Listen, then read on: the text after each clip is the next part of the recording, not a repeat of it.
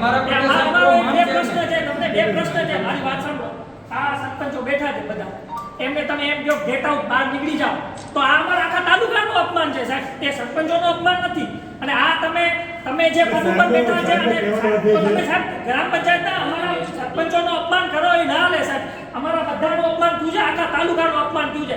આ બધા કઈ એમને આવ્યા નથી, એમને પ્રજાએ ખોબા વોટ આપ્યા અને જીતાડ્યા છે, ત્યારે આ તમારી સમક્ષ આપણે આવ્યા છે. બીજી વાત રહી, તમે તાલુકા પંચાયતમાં આવ્યા છો, બંધારણીય અધિકાર તરીકે હું તાલુકા પંચાયતનો પ્રમુખ છું, એટલે મારો અધિકાર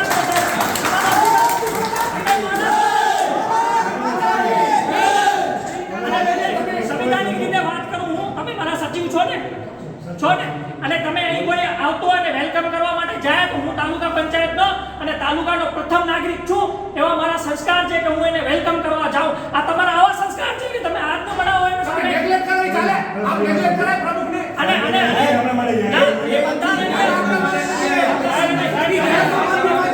તમે છે ને તમે આ વસ્તુમાં ના આવો, મહેરબાની કરીને તમારા પ્રત્યે માન છે, અમે એમને